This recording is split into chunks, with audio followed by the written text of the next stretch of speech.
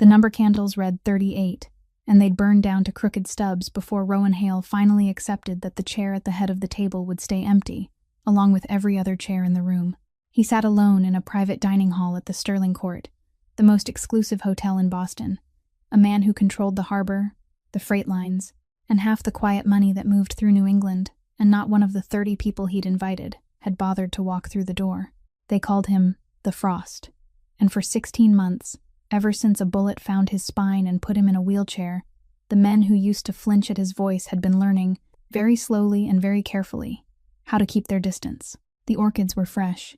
The wine was older than most of his soldiers. The cake, 3 tiers of dark chocolate and bitter espresso, sat untouched under a chandelier that threw warm light across 30 settings of polished silver that nobody would ever lift. He didn't check his phone. A man like Rowan Hale already knew what silence meant. It meant someone had decided he was finished, and they were waiting to see if he had the decency to agree. What he didn't know was that a 6-year-old girl was about to change the course of an entire empire, and she was going to do it with a flower she'd stolen from a vase in the lobby. Her name was Piper, and she'd slipped out of the staff room where her mother had hidden her, because Maeve Quinn, 27, exhausted, working a double shift in a server's uniform to cover a hospital bill she couldn't afford, had nobody left to watch her daughter that night.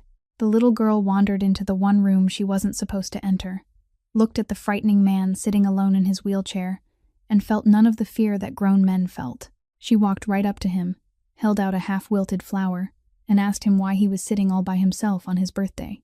And Rowan Hale, a man who hadn't smiled in longer than he could remember, a man the city believed had no heart left to break, looked down at that child, and he smiled. Then her mother burst through the door in her server's apron, saw her daughter standing in front of the most dangerous man in Boston, and went pale with a terror she didn't yet have a name for. She had no idea who he was. She didn't know that the empty chairs around that table weren't an accident. They were the opening move of a betrayal that reached all the way into Rowan's own blood, and she had no idea that by simply choosing to stay, she was about to make herself and her little girl a target in a war that had nothing to do with them. Before you go any further, if stories about loyalty, betrayal, and the quiet power of human kindness are the kind you love, do us a favor, tap that like button, share this with someone who needs to hear it tonight, and subscribe to the channel so you never miss what comes next. It means more than you know, and it keeps these stories coming. Now, let's go back to that silent room, that untouched cake, and the little girl with the stolen flower who was about to crack open the coldest heart in Boston. For one suspended moment, no one in the room moved. The mother's hand had already tightened around her daughter's small wrist, ready to pull the child back toward the door, and an apology had formed on her lips before she'd even had time to decide what words she ought to use.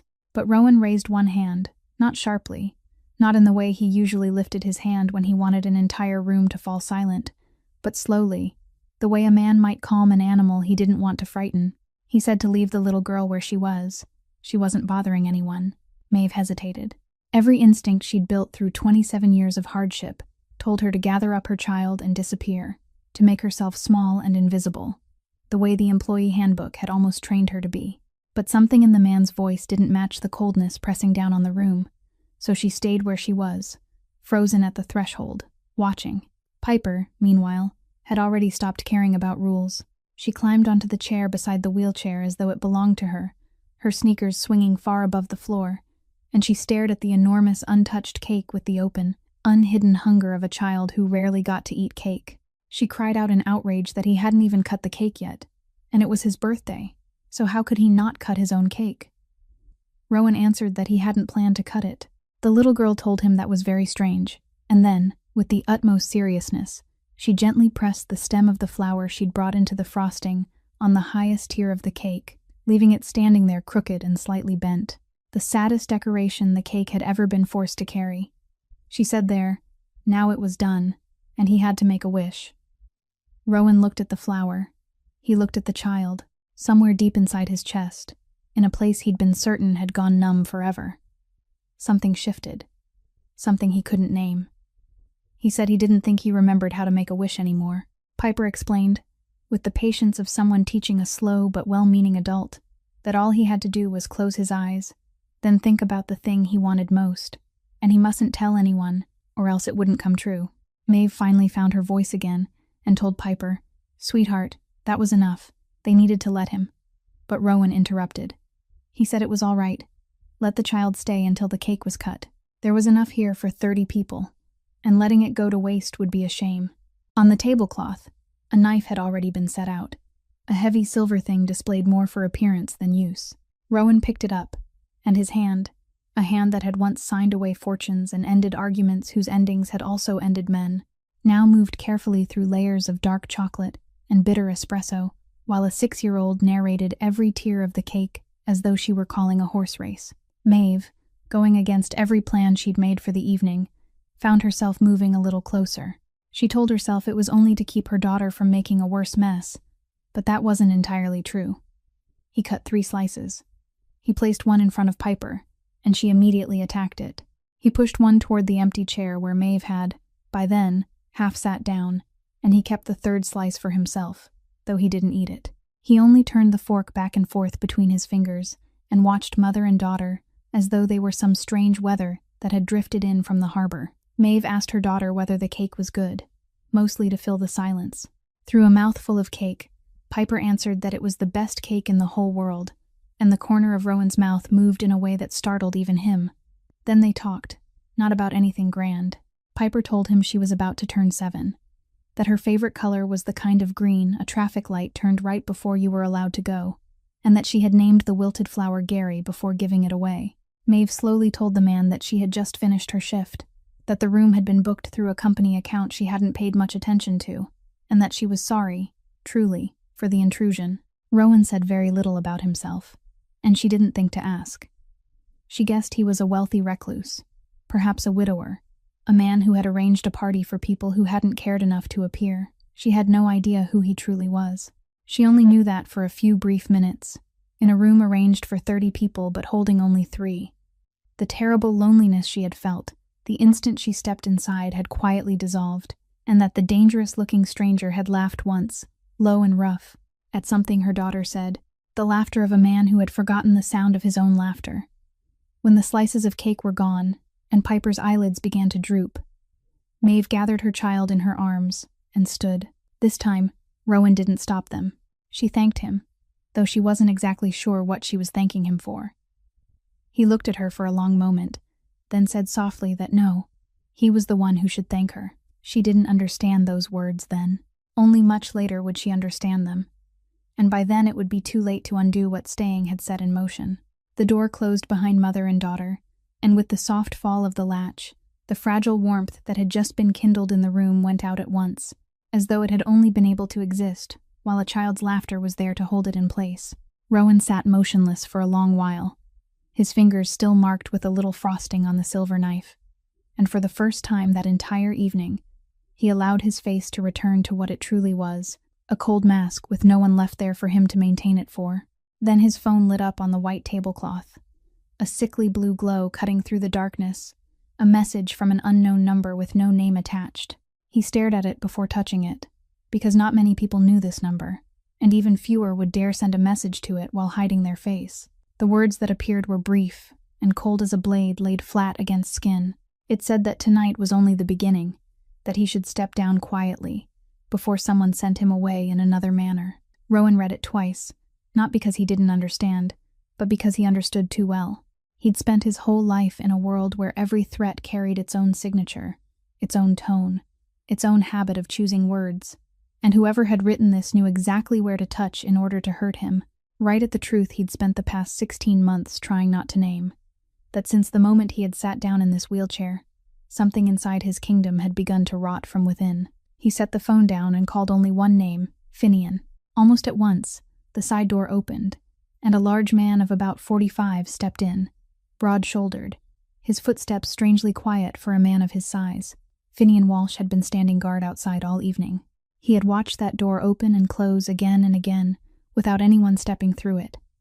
And on his iron-hard face was something Rowan recognized as anger held under restraint, the anger of a loyal man forced to stand by and watch his master be humiliated. Rowan handed him the phone. Finian read it, then set it down on the table with excessive care, as though if he let go too quickly, he would shatter something. He said he'd already had men trace the number, but it was a prepaid line, bought with cash at a convenience store all the way in Lowell. it wouldn't lead anywhere. Whoever had sent it knew that very well. Rowan asked about the others, the men who should have been there tonight, and Finian fell silent for a beat longer than necessary before answering. He said August Reed had sent word that he'd been held up by trouble at the harbor. 2 other capos had used family business as an excuse. One man said his car had broken down on the road, and each apology made sense if it stood alone. But taken together, they formed a pattern that both men in the room knew far too well not to recognize. Rowan had once taught those very men how to read such a pattern, how to see through polite explanations to the cold decision underneath, and now they were using that lesson against him. Finian lowered his voice and added the thing he had saved for last, that while reviewing this quarter's books, he had found several mismatched streams of money, small transfers neatly divided through 3 shell companies in the transport division, not large enough to trigger the system, but steady, deliberate, as though someone were quietly draining blood from the empire 1 drop at a time, and building something of his own with that very blood. Rowan listened, his face unchanged, but inside him, each piece was sliding silently into its proper place. Tonight's absence wasn't the random cowardice of men afraid of a crippled boss. It was a staged move, a test. Someone wanted to see whether he still had enough power to make people come. And the answer had already been spoken by 30 empty chairs. He thought again of the message, of the way it said tonight was only the beginning, and he understood that the one behind it wasn't some outside enemy from a rival family.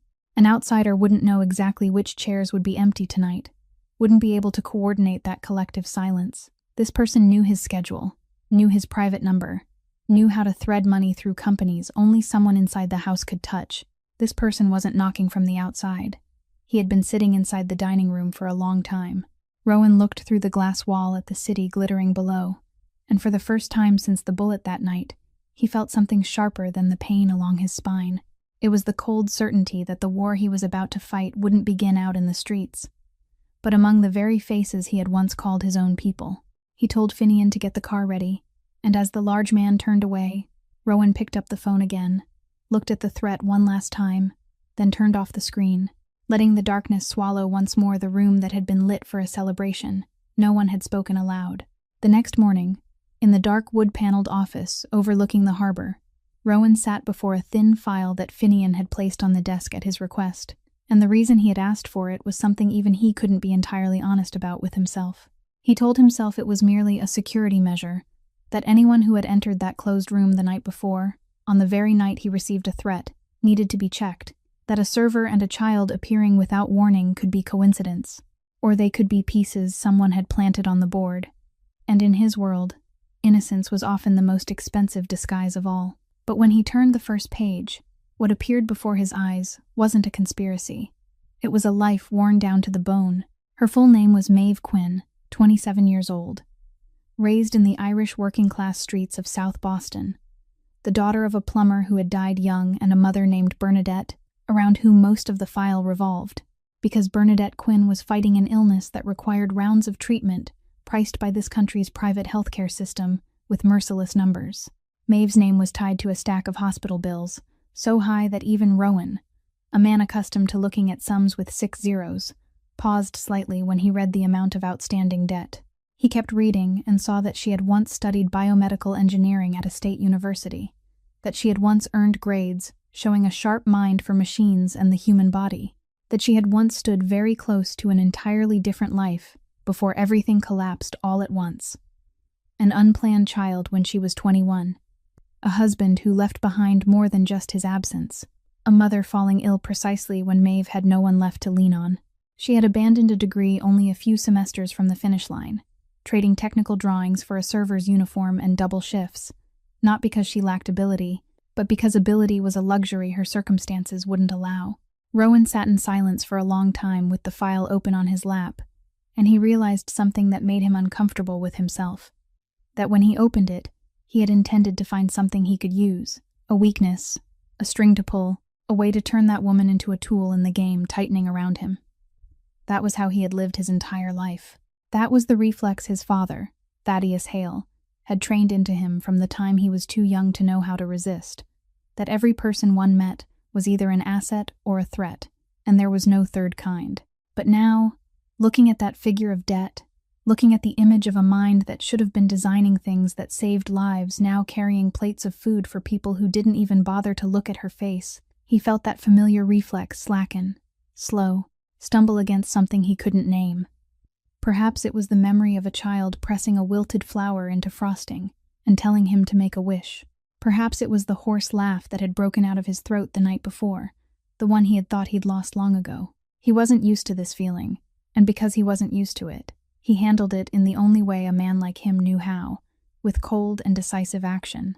He called Finian in and gave a brief instruction that part of the hospital debt under Bernadette Quinn's name would be paid, not all of it, because a debt disappearing completely would draw attention and make people ask questions, but a portion large enough to loosen the noose tightening around that woman's throat, and it had to be done through an intermediary charitable fund with no trace, no message, no name, nothing that could lead her back to him. Finian looked at him for a moment with an expression that was difficult to read, because in all his years of serving Rowan, he had never received an order quite like this, an order that carried no visible strategic benefit. But he only nodded and turned away to handle it. Rowan turned his wheelchair back toward the glass, looking out at the towering cranes along the harbor he controlled, and told himself this was only a move, a small investment in a piece that might prove useful later. He repeated that in his mind several times, as though saying it enough would make him believe it, but deep inside, in the place he had carefully frozen over for the past 16 months, he knew that this time, for the first time in a very long while, he had done a good thing for no reason at all, except that it was a good thing, and that unsettled him more than any threat ever could. 2 weeks later, Maeve received a job offer through the hotel manager, a private hourly service contract for a VIP guest who needed someone to handle lunch and arrange a meeting room at a mansion outside the city. The pay was so high that she asked twice to make sure she hadn't misheard, and she accepted because part of her mother's debt had recently been paid down by some fund in a way she couldn't understand, but what remained was still heavy enough that she had no right to refuse any honest dollar. She didn't know that the VIP guest was the very man from the empty banquet room, and when she passed through the gates of the mansion with her apron folded neatly in her bag, she also didn't know that she was walking straight into the orbit of a world she had no concept of at all. The first day passed mostly in silence. Rowan kept his distance, watching her from afar with a gaze she mistook for the pickiness of rich people, until she carried a tray of coffee down the hallway and saw him struggling with his wheelchair on the slight ramp that led out to the veranda. His face tightened faintly with a pain he was trying to hide. His wrist twisted at a strange angle every time he pushed the wheel, and Maeve, before she could remind herself that this wasn't her business, set the tray down and stepped toward him. She said to give her 1 minute, not in the voice of a server asking permission, but in the voice of someone who had seen something broken and couldn't pretend she hadn't seen it. She knelt beside the left rear wheel without waiting for his agreement, her fingers tracing the locking mechanism and the axle assembly, and she said almost to herself that this had been fitted out of alignment, that the lock bracket had been rotated about 2.5 degrees off its proper line, small enough that the naked eye wouldn't catch it, but enough to shift part of his weight in the wrong direction onto his wrist every time he adjusted his position. And on a ramp it would be even worse, because the force was being distributed unevenly. Rowan looked down at her, stunned, because this was a wheelchair made especially for him by the most expensive engineers his money could buy. He told her that it was a custom design, built by people with more degrees than she could imagine, and Maeve didn't shrink under the words at all. She looked closer at the scrape on the bolt, and added that it wasn't a manufacturing mistake. Someone had deliberately sabotaged the alignment recently, to subtly wear him down. She knew that because she had taken apart and rebuilt frames like this hundreds of times in the university lab before she dropped out. Then she pulled a wrench from the small tool belt she always carried because old habits had never left her.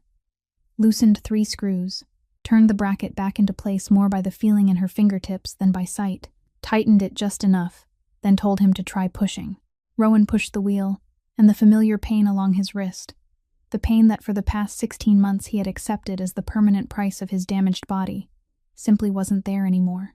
He tried a second time, then a third, saying nothing, and in that silence something shifted between the two of them that no words could name, because for all 16 months since the bullet, everyone around him had looked at the wheelchair and then hurriedly looked away, lowering their voices, slowing their words, as though his paralysis had made him fragile in a way that spread beyond his spine.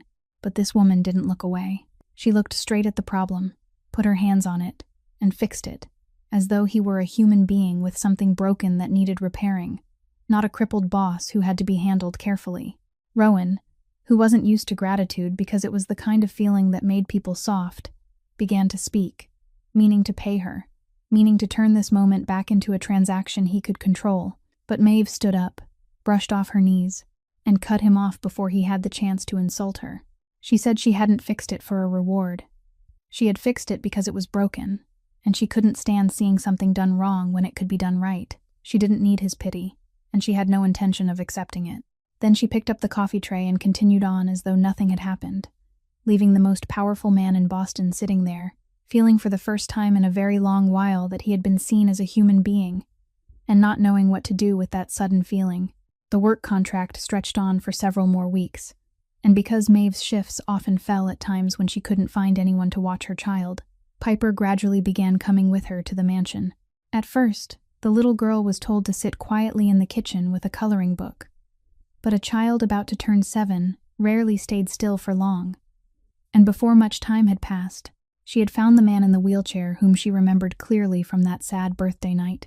She called him Uncle Rowan with such natural ease that both Maeve and Finian were startled, because no one in his world dared address him in a voice so warmly familiar and equal. She dragged a small stool over beside his wheelchair and began telling him all kinds of wandering, unfinished stories about the stray cat living behind her apartment building that she had named Captain, about how she hated math but liked counting stars through the window, about how the flower named Gary had probably gone to flower heaven by now, and Rowan, who was used to controlling every conversation the way he controlled a chessboard, realized he had no way to control these talks at all, so he stopped trying.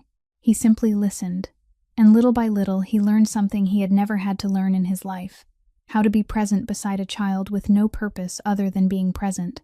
One afternoon, Piper asked him why his legs couldn't walk, and the whole room seemed to hold its breath, because it was the question the adults around him had carefully avoided for 16 months. But Rowan didn't avoid it. He told her in a calm voice that a bad person had hurt him, and Piper nodded solemnly before declaring that, in that case, he needed a good friend to make up for it, and she would be that person. That simple declaration stayed in Rowan's chest longer than he wanted to admit. Maeve watched all of this from the kitchen doorway with a feeling so complicated she couldn't untangle it, because she had come to this mansion with a clear prejudice about the kind of people who lived in houses like that: cold, distant, accustomed to giving orders, and she still saw all of those things in him. But she began to see something else beneath them, too. Each time Piper laughed, something passed over his face, the look of a man who had forgotten that children's laughter existed in the world. And each time the little girl ran off, his eyes followed her with an emptiness Maeve recognized at once, because she had seen it in the mirror too many times. It was the loneliness of a person who had no one waiting for him to come home. She began to understand that his cruelty wasn't the whole of who he was, but a shell forged to protect something inside him that had been wounded a very long time ago, and that understanding unsettled her, because it drew her closer to someone she should have kept her distance from. One evening, when it was already late and Piper had fallen asleep on the long sofa in the library, Maeve came in to carry her child home, and she saw that Rowan had quietly laid his coat over the little girl, a gesture so small it was almost invisible. When she looked up and met his eyes, there was a moment between them that lasted longer than two strangers should have allowed, a moment they both felt and both hurriedly stepped back from. She softly thanked him for the coat, and he only nodded. But as she carried her daughter toward the door, she realized her heart was beating to a rhythm she didn't permit it to beat. And Rowan, sitting alone in the dark library after the door closed behind mother and child, felt the silence of the house heavier than usual. He reminded himself that in his world, attachment was a weakness, a thing enemies would try to break, and that every hour the woman and the child stayed near him was another hour they moved closer to a danger they knew nothing about. But even after telling himself all of that, he still couldn't make himself order the contract ended and push them away, and that helplessness, for the first time, truly frightened him.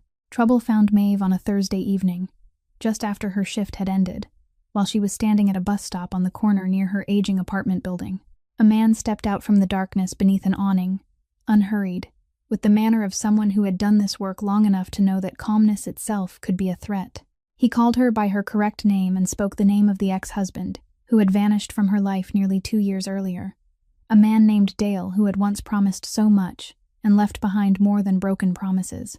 The debt collector told her in a voice so gentle it chilled the blood that Dale had borrowed money from people who didn't like being forgotten, and since Dale had disappeared, that debt had now gone looking for the closest remaining family member he had left. He mentioned her apartment address. He mentioned the hour her shift ended. And finally, with a calmness that made her blood turn cold, he mentioned Piper's preschool. Not with any direct threat, but simply by dropping that name into the air like a stone thrown onto still water. Maeve had lived long enough inside hardship to know how dangerous men like this could be. But she wasn't the kind of woman who shrank down so others could see she was afraid.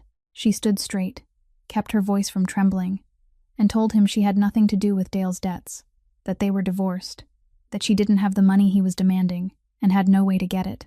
The man only shrugged and said that wasn't his problem, then walked away as silently as he had come, leaving her alone beneath the yellow streetlight with her heart pounding and a new kind of fear inside her. Not fear for herself, but a cold fear for the little girl sleeping peacefully at the babysitter's house. That night, she didn't sleep. She sat beside Piper's bed and watched her daughter breathe, trying to think of an escape she already knew didn't exist. She told no one about it, especially not the man at the mansion, because her pride wouldn't allow it, and because she still didn't know who he truly was.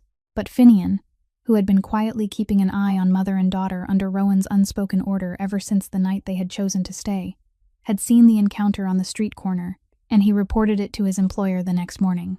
Rowan listened, and something in his face froze in a way Finian had long ago learned meant misfortune for someone. He asked a few short questions. Who was lending the money? Which crew? What area they operated in? And when the answers showed that it was a small loan shark group working along the edge of the harbor, a group that had survived by quietly sheltering beneath the influence controlled by the Hale family, without ever properly asking permission, Rowan said nothing more. He gave only one instruction, that the debt under Dale Quinn's name would disappear, and that the men who had dared drop a child's name into their collection talk needed to be reminded that they were operating on ground that didn't belong to them. That reminder took place beyond Maeve's sight and hearing. Not a drop of blood touched her life. Only a few days later, the debt collector never appeared on that corner again. And one morning she received a brief call from someone claiming to be with the lenders, informing her that Dale's debt had been erased, that she wouldn't be bothered again, and that she should forget the whole matter. Maeve stood motionless in the kitchen with the phone pressed to her ear for a long time after the call had ended, because she didn't believe in miracles without a cause. She had lived too long to believe there was anything in this world that came free, and a vague suspicion began to form inside her, that the quiet man in the wheelchair, the man her daughter called a friend, might not simply be a wealthy recluse as she had believed, and that she was standing at the edge of a world whose depths she had never seen. The truth came to Maeve not through a confession, but through a cruel accident. One afternoon when she arrived at the mansion earlier than usual and took the wrong hallway toward Rowan's office. The door was slightly ajar, and through the narrow opening she heard his voice. Not the calm, low voice he used with Piper, but another voice, cold as metal, giving someone orders about a shipment at the harbor, about people who needed to be kept silent, about a sum of money that needed to disappear. Then she heard Finian call him by a word she had never heard anyone use for an ordinary man. Dawn. She stood frozen in the hallway, and every scattered piece from the past few weeks suddenly locked together into a picture that sent a chill down her spine. The empty banquet room hadn't been empty because he was lonely, but because he was dangerous enough that people were afraid to come near him. The debt collector hadn't vanished because of a miracle, but because of an order. Part of her mother's hospital debt hadn't been paid by the nameless kindness of a charitable fund, but by this very man, the man the city's underworld called Ice. She backed away from the door, her heart pounding, and only one thought kept circling through her mind like an alarm bell. Piper. Her little girl had sat on the lap of a crime lord, had called him her friend, had promised to be his good friend. She found her child quickly, made an excuse about an urgent matter at home, and left the mansion that very afternoon without saying a word to Rowan. All the way back, she held Piper tightly against her on the bus seat and tried to keep her hands from shaking. That night, after Piper had fallen asleep, she sat alone in the cramped kitchen and let fear and anger crash over her all at once. She was angry at herself for being naive, for allowing one man's loneliness to deceive her, for letting her daughter step into the orbit of a world she had spent her whole life trying to avoid. But beneath that anger was something far more tangled, something that bewildered her, because she couldn't make the man who had gently laid his coat over her daughter, the man who had endured a child's questions about his paralyzed legs without looking away, the man who adjusted the way he sat whenever Piper came close so the little girl wouldn't accidentally touch the place that hurt. She couldn't make that man fit together with the voice cold as metal that she had just heard through the crack in the door. And that inability to fit the two together was what troubled her most. If he were entirely a monster, her choice would have been simple. She would take her child and run and never look back. But he wasn't entirely a monster, and that was the most dangerous trap of all. She told herself that the kindness he had shown them didn't erase the things he had done, that the money used to pay her mother's hospital bills was stained with blood, that a man who could be gentle with a child by day and give orders that made others disappear by night was more frightening than someone who was simply cruel. And with all the reason she had left, she decided she had to cut it off, that she wouldn't return to the mansion, that she would find another job even if it paid less, because no amount of money was worth placing her daughter's life on the chessboard of men like that. Across the city, Rowan received word from Finian that Maeve had left suddenly, and that she had likely heard something she shouldn't have heard, and for the first time in many years, the man who was used to controlling everything felt a loss he couldn't command his way into reclaiming. He sat for a long time in that office, looking at the small stool where Piper always sat, now empty, and realized that the woman was the only person in the past 16 months who had looked at him as a human being, and not as a throne or a breathing corpse. And now he was about to lose that, not because of an enemy, but because of the truth of who he was. The blow came on the very night Rowan was least prepared for it, a few days after Maeve had left, while his mind was still weighed down by an absence he couldn't bring himself to name. He had a scheduled meeting at an old warehouse on the edge of the harbor, a meeting arranged through channels known only to a very small number of people inside his inner circle. Earlier that afternoon, Finian had planned to drop off the small coat Piper had forgotten in the library at Maeve's apartment, on his way to the warehouse, a trivial errand that Maeve, though she had decided to cut ties, had reluctantly agreed to because it was the only coat her child still had in good condition. But at the last minute, sensing an unusual tension in the air, Rowan gave a firm order that Finian was to abandon the errand and speed directly to the warehouse without stopping. That very instinct saved Rowan's life. Finian had only just changed his route and driven halfway toward the harbor when his phone rang.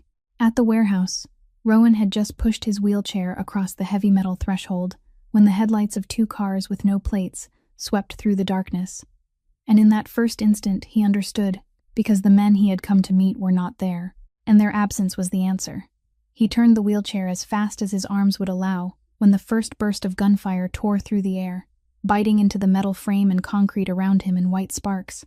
A shard struck his shoulder and jerked his whole body violently to one side, but he had managed to roll behind an old cast-iron machine and use it as cover, drawing the gun he had carried with him ever since the night the first bullet had stolen the use of his legs.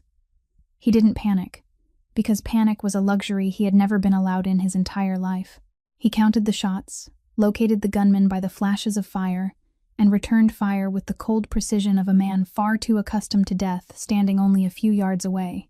One attacker went down, then another staggered backward, but there were too many of them, and he was pinned behind the block of iron, losing blood from his shoulder and unable to move as quickly as a man with both legs whole.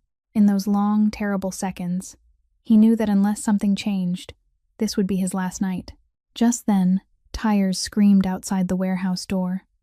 Finian's headlights came charging straight in, and the huge bodyguard jumped out with his gun in hand, firing into the attacker's flank from an angle they hadn't expected. That sudden arrival overturned the fight. The remaining two realized their advantage was gone, hurriedly dragged their wounded men into the car, and sped away into the night, leaving the warehouse drowned in the smell of gunpowder and the ringing silence that comes after a storm. Finian rushed to Rowan, tearing cloth to bind the wound in his shoulder, muttering curses he almost never allowed to slip out. And Rowan, leaning back against the icy cast iron with blood soaking through his fingers, wasn't thinking about the pain. He was thinking about something far colder, that tonight's meeting had been arranged through channels so sealed that only a few people knew of it, that the exact time and place had been in the hands of only his closest inner circle, and that the attackers had known exactly when he would be alone and at his most vulnerable. That wasn't the work of an outside enemy groping through the dark. It was the work of someone who had sat at his table, drunk his liquor, and been trusted by him. The threat in the birthday night message now echoed through his mind, with a new meaning as sharp as a knife. The traitor wasn't far away. He was very close. Close enough that Rowan might have shaken his hand that morning. And as Finian helped him into the car, Rowan made the first cold decision of a war he now knew for certain was real. He wouldn't let it be known how easily he had survived. He would let the traitor believe he had shaken him, and while that traitor thought he was winning, Rowan would follow the thread backward all the way to the hand pulling it. In the days that followed, Rowan withdrew into the darkness and let the entire underworld believe that the wound had broken him far more than it truly had. He canceled meetings, stayed silent through calls, and allowed the rumors to spread that ice was finally melting. And while playing the part of an injured beast, he and Finian began following every thread with patient, cold precision. They started with the only certainty they had, that the attackers had known the exact location and hour of the warehouse meeting. Information that existed only inside a very narrow circle. Finian made a list of the people with access to that schedule, and the list was painfully short. It was filled with the names of those closest to Rowan, men who had stood beside him through years of blood and money. They reviewed the irregular cash streams Finian had discovered before the birthday night, this time not to confirm that they existed, but to trace them backward to their source. Little by little, the small transfers split through 3 shell companies in the transport division began to reveal a pattern. All of them eventually flowed toward a single entity hidden behind several overlapping layers of ownership, an investment fund with the harmless name Ashbury Strategic Holdings. And when Finian traced the ownership chain down to its final layer, he stayed silent for a very long time before placing the paper on the desk for Rowan to see, because the name at the bottom was Garrett Hale, Rowan's own cousin, the younger boy who had grown up beside him under the harsh hand of Rowan's father, the cousin Rowan had raised into the position of trusted advisor, the one who had sat beside him through countless meals and knew every habit, every schedule, every private number he had. The second clue led them to another link, because cash flows that refined couldn't have been threaded through the system without the hand of the person who controlled the books, and the only person with enough access and enough subtlety to do it without leaving a clear trace was Delphine Voss, the woman who had managed the Hale family's finances for almost a decade. Someone Rowan had always considered loyal to the point of dullness, and that discovery made him understand that this betrayal wasn't the impulsive act of one ambitious man, but a network carefully woven over a long time. Garrett wasn't acting alone. He had conspired with a rival family that had long hungered for control of the harbor the Hales had held for generations, and their plan wasn't only to kill Rowan, but to seize the entire empire from within, to make his death look like the inevitable collapse of a boss too weak to hold the throne.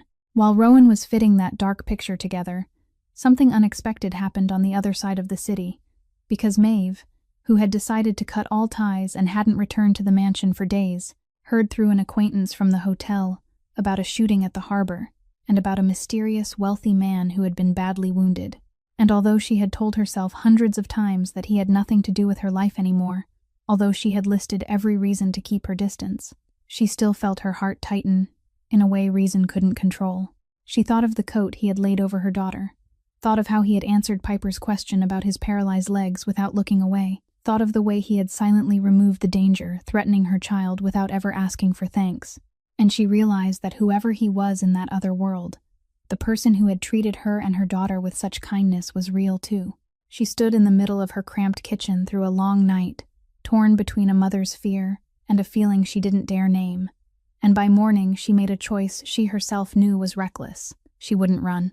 She would go back, not because she was naive about the danger in him, but because she had seen the man beneath the ice and couldn't pretend she had never seen him. She sent Piper to stay with a trusted friend, so the child would be safe, then found her way back to the mansion.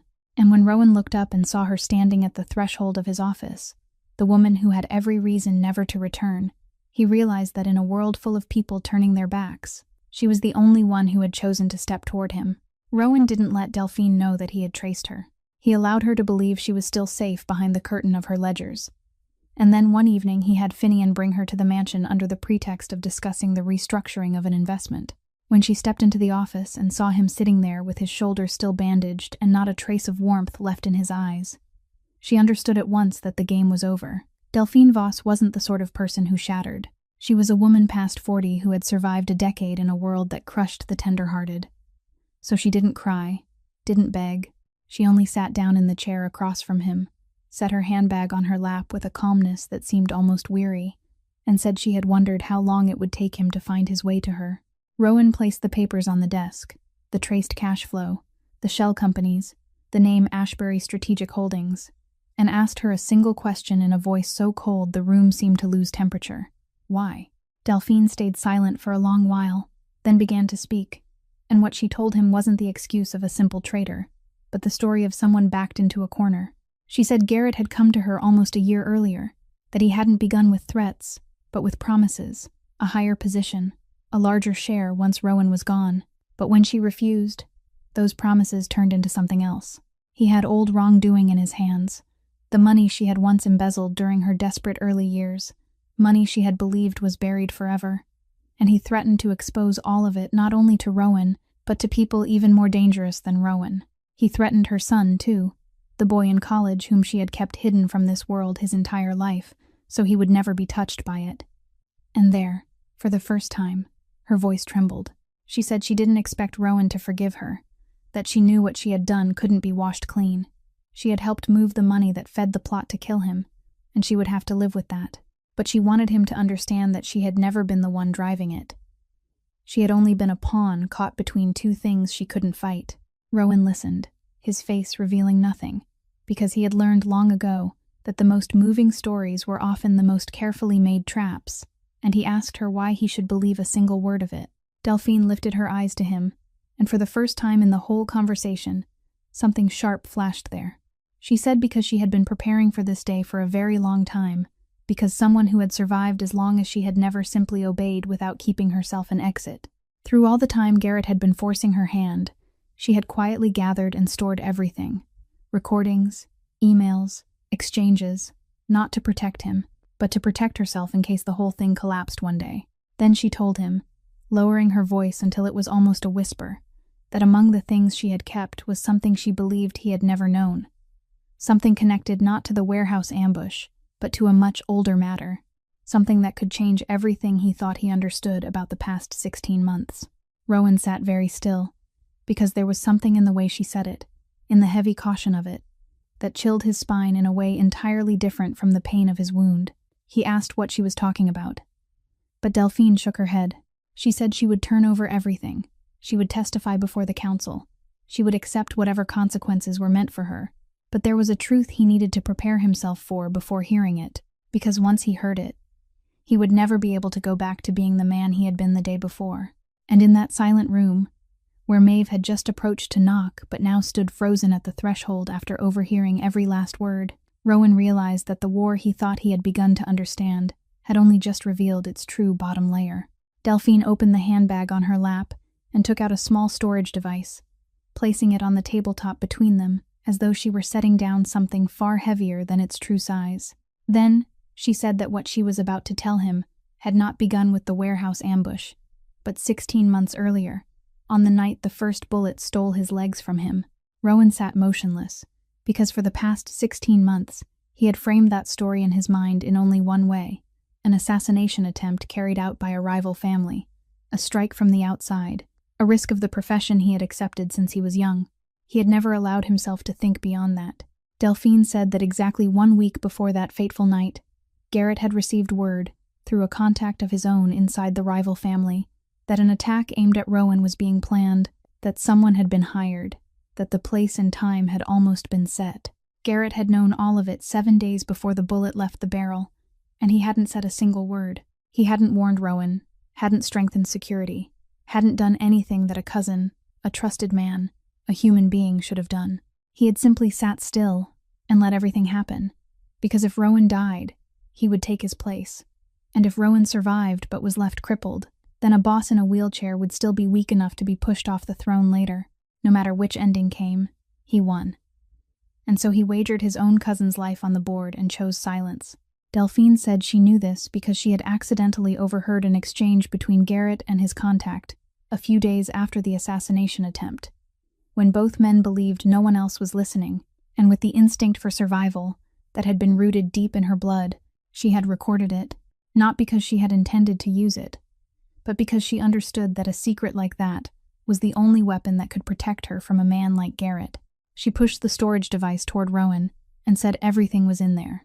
The recording, the emails Garrett had sent to the contact in the days before the attack, with words half hidden and half revealed, but clear enough for anyone to understand that he had known and had chosen to do nothing. All of it marked with timestamps, matching the week before the night Rowan lost his legs. The room sank into a silence so thick they could hear the antique clock ticking in the corner. Rowan didn't shout. He didn't slam his hand on the desk. He didn't do any of the things rage usually drives a man to do. He only sat there, very still, while 16 months of pain rearranged themselves in his mind into a new and terrible order. Every night he had lain awake because of the pain along his spine. Every morning he had been forced to learn again how to move inside a body that no longer obeyed him.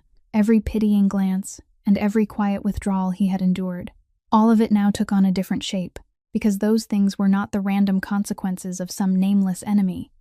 They were the price his own blood had been willing to make him pay. The cousin who had endured childhood beatings beside him, the cousin he had protected, raised up, and trusted more than anyone else, had watched men aim a gun at him and chosen not to speak, all in exchange for a throne. That betrayal had a depth. Even Rowan, a man who had witnessed every form of ugliness human beings could devise, had never touched before. It wasn't hot, like a knife driven into the back. It was cold, like a patient calculation that had stretched across years. And in that moment, Maeve, still standing at the threshold, saw something on the face of the man she had thought could not be wounded. She saw not anger, but a pain so naked that she had to look away, as though she had accidentally witnessed something far too private. And she understood that this man, no matter how powerful he was, no matter how ruthless he was in the end only a human being who had been betrayed by the very people who should have loved him, in the cruelest way a human being could be betrayed. In the recordings Delphine handed over, there was one detail Rowan passed over at first, but then returned to again and again through the night. A name Garrett mentioned only briefly while speaking with his contact. A name Rowan had buried in the deepest place of his memory for 16 months, because it belonged to the man who had pulled the trigger on the night he lost his legs. A hired gun named Curtis Mercer, whom everyone, including Rowan himself, had believed died not long after the assassination attempt, eliminated to cut off loose ends in the way this world always dealt with hired men once their value was gone. But the recording revealed another truth, that Mercer had never died, that his death had been a staged performance arranged by Garrett himself, and that for the past 16 months he had still been alive, hidden carefully by Garrett, and kept like a knife always sharpened and ready, because the only person who knew the whole truth about the assassination night was the man who had pulled the trigger. So Garrett had kept him both as a witness who needed to be controlled and as a card he could play at any moment. And Rowan understood that the warehouse ambush was very likely the work of that same hand, the man who had once pushed him into this wheelchair, now released again, to finish the job left undone. That truth laid a weight on Rowan's mind that no physical wound could match, because for 16 months he had allowed himself to believe that the man who had destroyed his body had at least paid for it with his life. It was one small scrap of justice he had clung to during the most painful nights, and now even that scrap of comfort had been torn from his hand. The enemy was not only still alive, but walking freely in the same city as him, perhaps having stood only a few streets away from him through all these months. He sat for a long time in the darkness of the office with the recording playing over and over, and something primal surged up inside him, the urge to find Mercer that very night and end everything with his own hands, the instinct that had shaped him since boyhood under his father's teachings, that blood had to be paid for with blood, that an insult left unwashed was a wound that would never heal. He had almost called Finian in to give the order, his fingers already touching the phone, when a small sound made him stop. It was Piper's soft laughter echoing in his memory, the image of the little girl pressing a wilted flower into the frosting and telling him to make a wish, and with it came the image of Maeve, kneeling to repair his wheelchair without a trace of pity. Two people who had looked at him as a human being, and not as a machine built for revenge. And he realized that if he rushed out into the night to hunt Mercer in his rage, he would become exactly what Garrett wanted him to become, a predictable beast, easy to lure into another trap. More important than that, he would betray the fragile change that had just begun to kindle inside him.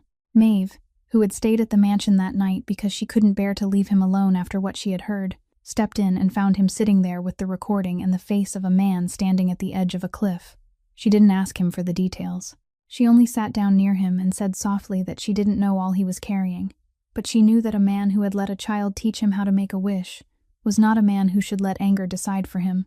Those simple words reached deeper into him than any strategic counsel Finian could have given. And Rowan, for the first time in his life, set the phone down without making the call. He chose restraint, not because his hunger for revenge had faded, but because he was beginning to understand that there was another way to take revenge, one that didn't turn him into the very thing that had ruined him. He would not hunt Mercer like an animal in the dark. He would drag the whole truth into the light, and let both Garrett and his hired hand collapse beneath the weight of what they had done. Garrett wasn't a fool, and Rowan's prolonged silence after the ambush began to unsettle him, because a truly wounded beast would thrash or run, while absolute stillness was the sign of something being prepared in the dark. He sent people to make inquiries, and before long he discovered the thing Rowan had tried hardest to keep hidden, that a woman and a child had entered the orbit of the boss called Ice, that the man believed to be unshakable had turned out to have a soft place Garrett had failed to find for many years. And Garrett, with the nature of a man who always saw people as pieces on a board, immediately understood the value of that discovery. He didn't act crudely with violence, because he knew a direct attack on mother and daughter would drive Rowan into his most dangerous state. Instead, he chose pressure. He had an envelope with no sender delivered to the mansion. Inside were several photographs taken from a distance. Maeve waiting for the bus after her shift, Piper playing in the preschool yard under the sunlight. Harmless, ordinary moments captured in a way that made them the most horrifying threat without needing a single word. With them was only a slip of paper bearing a brief line, saying that an empire could be handed over peacefully, or the things a man treasured could disappear one by one, and the choice was in Rowan's hands. When Finian placed the envelope on the desk, Rowan looked at the photographs, and something inside him changed forever. Because all his life he had fought for power, for territory, for the Hale name, for the abstract things his father had taught him to place above everything else. But when he looked at Piper's bright, innocent face in the photograph, he realized that this time he wasn't fighting for any of those things. He was fighting for two people who had accidentally stepped into his life and shown him that he was still human, and for that very reason, the fear he felt now was unlike any fear he had ever known. It wasn't the fear of losing a throne, but the fear of losing the only thing that made that throne mean anything. He acted at once, and without mercy. He called Finian and gave rapid but precise instructions. Maeve and Piper had to be taken to a safe place known only to a very small number of people he trusted. Absolutely. A discreet house outside the city that didn't carry the Hale name on any document. The security team had to be made up of people Finian had personally chosen and would answer for with his own life. Every part of the mother and daughter's schedule had to be erased from any system Garrett might be able to access. And most important of all, Piper mustn't know that anything unusual was happening. To the little girl, this had to be a vacation, an adventure to a house with a wide garden where she could chase butterflies, so that not a single shadow from the adult world could touch her innocence. When Rowan explained the danger to Maeve, he had prepared himself for her to blame him, to accuse him of dragging her child into danger, and he wouldn't have blamed her if she had. But Maeve didn't shout. She listened with a pale but steady face, then looked straight into his eyes and said she would do whatever was necessary to keep her daughter safe. But she added something that left him stunned. She said she wasn't running from him anymore, that she had seen who had caused all of this and knew he wasn't that man, and that if he meant to end this, she wanted him to end it in a way that would still let him look Piper in the eye afterward. Those words stayed in Rowan's chest like a compass, and when he watched the car carrying mother and daughter fade into the night toward the safe shelter, he turned to Finian and said in a low but decisive voice that it was time to end it. Not with blood in a dark alley, but by dragging the whole truth into the light, where every person who had betrayed him would have nowhere left to hide. With mother and daughter now safe beyond Garrett's reach, Rowan poured his entire mind into building the final battle, and this time he didn't prepare in the way the old Ice once would have, not through purges in the night or whispered threats, but with a weapon he had never trusted before, the truth presented before those who still had enough conscience left to hear it. The key figure in that plan was August Reed, the veteran capo who had served the Hale family since Rowan's father still held power, a man nearly 60 years old with silver hair and a reputation for integrity that was rare in this world. August had been one of the men absent on the birthday night, and for many weeks Rowan had silently treated that absence as a sign of betrayal. But now, after understanding the whole picture, he realized that August hadn't betrayed him, but had only been poisoned by Garrett with false information. carefully arranged to make even the most loyal men believe Rowan had grown too weak to keep leading. Rowan invited August to a private meeting, and instead of blaming him, he laid all the evidence Delphine had given him on the table: the cash flows, the shell companies, and most important of all, the recording about the week before the assassination attempt. August listened to that recording with his face slowly changing color, because he was a man of an older generation who still believed in certain rules, in lines that even the underworld mustn't cross, and the thought of a man allowing his own blood to be shot, and then calmly profiting from it, shook him to his core. He looked at Rowan and said in a heavy voice that he had been wrong, that he had let himself be led by the nose, and that he owed Rowan not only an apology but a correction. But August was also a practical man.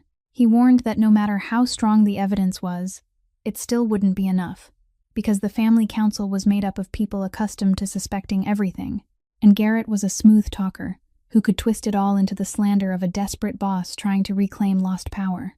What Rowan needed wasn't only proof, but credibility.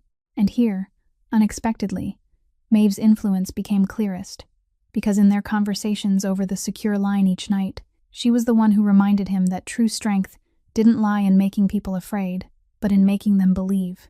If he walked into the council as a tyrant demanding blood, he would only prove Garrett's words right. But if he walked in as a man seeking justice rather than revenge, then even the most skeptical people would have to listen. Rowan, who had spent his whole life knowing only how to lead through fear, had to struggle with that advice, because it went against every instinct his father had forged into him. But he realized that the very way of leading through fear had created an empire where no one had been loyal enough to warn him about a bullet. And if he wanted to rebuild something more enduring, he had to begin by changing himself.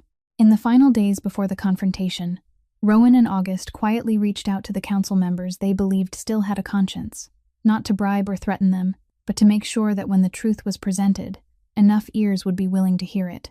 Delphine agreed to testify in person, even though she knew it meant exposing her own guilt, and Finian silently arranged every security option for the day when all the cards would be turned face up. The air around Rowan in those days was stretched tight as a string about to snap, because he knew that once he entered the council room, there would be no way back. Either he would expose Garrett and reclaim not only his position, but also justice for 16 months of pain, or he would fail and leave Maeve and Piper in a world where his enemy still had all his fangs intact. And for the first time in his life, when he placed his greatest wager on the table, the thing that kept him calm wasn't the coldness of ice, but the image of a child telling him to make a wish, and a woman believing he deserved an ending he could hold his head high to face. The council was convened at an old mansion outside the city, a place the Hale family and its allied branches had used for their most important judgments across many generations. A long room with dark wood-paneled walls, and an oval table large enough to seat the most powerful men in the New England underworld. And when Rowan entered in his wheelchair, pushing himself forward with his own hands and no one else's, the whole room sank into a wary silence, because many of them had believed that ice would never appear before the council again. Garrett sat on the far side of the table, with the carefully painted calm of a man who believed victory was already in his hands. He even offered a sympathetic smile when he looked at his crippled cousin, a calculated display of pity meant to remind the room that the man before them was now only a shadow of himself. August Reed opened the meeting as the most respected elder member, and he declared that serious accusations needed to be brought into the light before any decision about the family's future could be approved. Garrett immediately spoke up, his voice smooth and full of confidence. He said everyone understood his cousin's pain, that 16 months in a wheelchair could break any man's spirit, and that it was tragic to see Rowan's desperation to reclaim power drive him to invent wild stories in order to slander his own blood. It was a clever move, because it built a frame in advance, one that could twist every accusation Rowan made into the product of a mind that had cracked. But Rowan didn't take the bait. He didn't shout accusations. He didn't let his anger show. He only said in a low, clear voice that he hadn't come here to ask for anyone's pity. He had come to present the truth, and he would let the evidence speak for itself. He gave a signal, and Delphine Voss stepped into the room. Her appearance made the smile on Garrett's lips stiffen for one brief fraction of a second, and the sharpest eyes in the room caught it, because he had believed she was still safely under his control. Delphine stood before the council, and in a voice that didn't tremble, she laid out everything. She described how Garrett had forced her hand, how the money had been threaded through shell companies to feed the plot to overthrow Rowan, and then she placed the storage device on the table and asked for the recording to be played. The room heard Garrett's own voice from an exchange 16 months earlier, admitting that he had known about the assassination plan a week in advance and had chosen to say nothing. His voice in the recording was cold and calculating, without a trace of hesitation from a man wagering his cousin's life in exchange for a throne.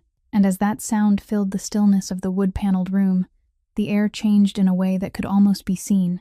The men who had spent their lives in this world, who were used to betrayal and blood, still felt disgust rise in them before a violation that crossed every boundary, even they still respected. Garrett shot up from his chair, the last layer of his calm mask finally cracking. He shouted that the recording was forged, that Delphine was a traitor inventing lies to save herself. But his agitation betrayed him now more than any evidence could have, because the room had just heard the cold composure in his voice on the recording, and now they were seeing the panic of a man backed into a corner. August Reed rose, and with all the weight of the credibility he had built over decades, he declared that what they had just heard was not an internal matter that could be brushed aside. It was the most fundamental betrayal a member could commit, and the council had a duty to judge it. Rowan sat still at the center of the storm he had just created, not triumphant, only quietly watching the cousin, who was now thrashing against the truth. And he knew the hardest part was still ahead, because a man like Garrett, once driven to the end of the road, would never collapse quietly. Driven to the end of the road and realizing the council was turning its back on him, Garrett did what a desperate man always does when he has nothing left to lose. He turned over his final card. He pulled a gun from inside his coat, and at that same moment, having compromised the perimeter guards beforehand, the door at the far end of the room burst open. Curtis Mercer stepped in, the gunman who had pushed Rowan into the wheelchair 16 months earlier, the man Garrett had kept hidden like a spare blade, now appearing as the last reckless card in his hand. The entire room fell into chaos in an instant. The most powerful men in New England lurched to their feet amid the crash of overturned chairs. But Finian, who had already anticipated this betrayal and secretly cross-secured the inner perimeter, reacted faster than anyone. He lunged forward to shield Rowan just as Mercer raised his gun. And in those few chaotic, deafening seconds, the tactical security team Finian had quietly placed in the adjacent corridors rushed in from every side. Mercer managed only to fire one wild shot into the ceiling before he was subdued and forced to the floor, while Garrett, with the gun trembling in his hand, realized that his desperate plan had collapsed the very moment it began. He turned the barrel toward Rowan, and in that instant the whole room seemed to freeze. Two men who had grown up beneath the same roof, who had endured the same childhood beatings, now faced each other across the mouth of a gun. Garrett shouted that Rowan should have died that night, that everything he had done was only finishing something that should have been finished long ago. And Rowan, sitting motionless in the wheelchair that Garrett's own betrayal had put him in, didn't look away. He stared straight into his cousin's eyes and said in a voice so calm it chilled the blood that Garrett was right about one thing, that the Rowan of the past would have killed him right there without hesitation, would have ended everything in blood the way their father had taught them both. But he said he wasn't that man anymore. Finian and two guards had gotten close enough to disarm him, and when the gun was wrenched from Garrett's hand, he was no longer a threat. He was only a traitor exposed before the very men who had once feared him. The old instinct was still alive in Rowan, the primal urge to finish the man who had taken his legs in 16 months of his life. He felt its weight clearly, dragging him back toward the familiar darkness, but he thought of a child pressing a wilted flower into frosting, of a woman saying she wanted him to end this in a way that would still let him look her daughter in the eye afterward, and he chose, not because the hatred inside him had faded, but because he refused to let Garrett turn him into the worst version of himself once again. He declared before the council that Garrett would not be granted the quick death he might even desire more. He would be stripped of every position, deprived of every power and every protection the family had given him, and more importantly, all the evidence Delphine had gathered. The illegal cash flows, the conspiracy with the rival family, would be sent through channels that would force him to face the federal legal system under organized crime statutes. He would fall not beneath a bullet in the dark, but beneath the weight of his own crimes, exposed in the light. August Reed rose and, on behalf of the council, formally acknowledged that they had been led by Garrett, that their absence and their suspicion of Rowan had been the result of a scheme, not of Rowan's weakness, and he announced the full restoration of Rowan's position within the family. As Garrett was escorted out of the room, He looked back at his cousin with the stare of a man who couldn't understand why he had lost. And Rowan answered that look not with triumph, but with a quiet sorrow, for the kinship greed had destroyed long before the first bullet had ever been fired. 1 year had passed since the birthday night, when not a single person had walked through the door. And this time, on his 39th birthday, Rowan Hale didn't rent a glittering banquet room set for 30 people, didn't order orchids from distant places or bottles of wine worth more than an ordinary person's entire fortune. Instead, he let Maeve choose the place, and she chose a small, warm room at a community center that he himself had quietly built over the past year, because the man once called Ice had done something no one in the New England underworld had ever expected. He had begun transforming his empire, step by step withdrawing from its darkest parts and pouring those vast resources into legitimate work. He had founded a simple named fund to help single mothers and struggling children gain access to medical care and education, because he understood better than anyone the price a woman like Maeve had been forced to pay when an entire system turned its back on her. Her mother, Bernadette, had now recovered after receiving full treatment, and she sat there in the small room beside August Reed, who had become a trusted advisor and a friend, and Finian, who still stood guard in silence, but now with a rare smile on his iron-hard face. In the most honorable place on the wall of the center, set inside a simple glass frame, was a pressed flower, the very wilted flower a 6-year-old girl had once plucked without permission from the lobby and pressed into the frosting of a birthday cake. Rowan had kept it through the entire year as though it were the most precious thing he owned, because he knew that it was that tiny moment, not power and not revenge, that had saved him. Piper was now a year older, running around the room with bright laughter that filled every corner, and when it came time to cut the cake, she was once again the one to announce that Uncle Rowan had to make a wish, but this time he didn't say he had forgotten how. He closed his eyes, and when he opened them, he looked toward Maeve, the woman who had chosen to step toward him when the whole world turned away, the woman who had seen the man beneath the ice and hadn't run. Between them now was a feeling mature enough that it didn't need to be named in haste, something that had passed through fear, betrayal, and danger to become something lasting. Beside his wheelchair, there was always a place reserved for her, and a place for her daughter. Not because anyone was there to serve anyone else, but because the room once prepared for 30 people, and unable to hold even one soul, now held exactly the people who had chosen to stay. And perhaps the lesson left behind by this story is just that a person's worth doesn't lie in the power they hold, the fortune they own, or whether they can stand firmly on their own 2 feet, but in how they treat others, and that sometimes the smallest kindness, a flower from a child's hand, a woman kneeling to repair something broken, without a trace of pity, can have the strength to heal a heart an entire empire believed had turned to stone. No one, no matter how cold, no matter how deeply wounded, is beyond redemption when someone is willing to see them as a human being and honor the dignity that has always lived within them. If this story touched your heart, please subscribe to our channel, hit the like button, and share this video so we can spread meaningful stories together and listen to more moving stories every day. We would love to know how you feel about this story and what it reminds you of in your own life. Have you ever given or received a small kindness that changed everything? Please leave a comment and share the feelings from deep inside your heart, because your story too may become a source of inspiration and healing for some stranger who needs to be heard. Thank you for taking the time to listen all the way to the very last moment. May you and the people you love always have good health, a joyful life, and peace in every day. Goodbye, and see you again in the next videos.